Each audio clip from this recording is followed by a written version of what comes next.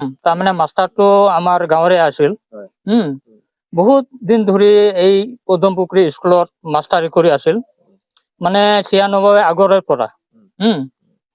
কিন্তু আজি ঘটনা ঘটিল, আজি মানে ক্লাছ কৰাৰ সময়ত, স্কুল কৰাৰ সময়তে কিবা বোৰ্ডত লেখা লেখি কৰি আছিল, এই সময়তে মানে হঠাতে পৰি গ'ল।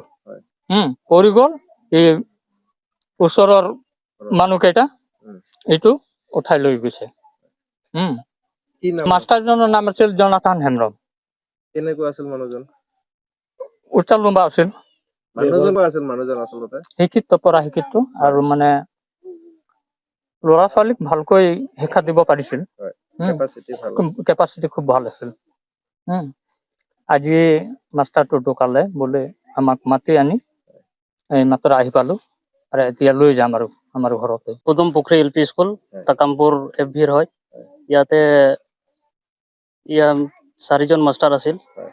4জন মাষ্টাৰৰ ভিতৰত মানে দুটা ভাগ আছিল, এটা বড়ো মিডিয়াম আৰু এছামিছ মিডিয়াম। তো এছামিছ মিডিয়ামৰ দুটা মাষ্টাৰ আছিল আৰু বড়ো মিডিয়ামৰ দুটা মাষ্টাৰ আছিল। তো এই এছামিছ মিডিয়ামৰ হেড মাষ্টাৰটো এতিয়া পুৰা বেমাৰত আছে, সিও স্কুলত আহিব পৰা নাই। তাৰপিছত ছেকেণ্ড মাষ্টাৰ এছিষ্টেণ্ট টিচাৰটো এই জনাথন হেমব্ৰম ছাৰটো আজি মানে 5 জুন তাৰিখে তেখেতে ক্লাছ কৰাৰ সময়ত স্কুলৰ ভিতৰতে সি ঢলি পৰিছে মাটিত। তাৰপিছত ছাত্ৰবিলাক পুৰা চিঞৰি মাৰিছে, ছাৰ কি হৈছে। তাৰপিছত ওচৰ চুবুৰীয়া মানুহকেইটা তাতে গৈ দেখিলে পৰি আছিল। তাৰ পৰা উঠাই আনিলে এই বাৰাণ্ডাত সিহঁতে বিচনাত থলে। তাৰপিছত সি 2বাৰ মান শ্বাস ললে, তাৰপিছত সি আৰু ইয়াৰ পৰা বিদায় ললে। এতিয়া বহুত দুখ লাগে, যেনিবা ইয়াতে তেনেকুৱা মাষ্টাৰ আৰু নাই বৰ্তমান। সেইকাৰণে ইয়াত সি বহুত ভাল আছিল, শিক্ষিত আছিল।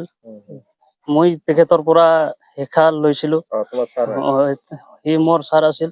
সেইকাৰণে বহুত দুখ লাগে সি ইয়াৰ পৰা বিদায় লোৱাটো।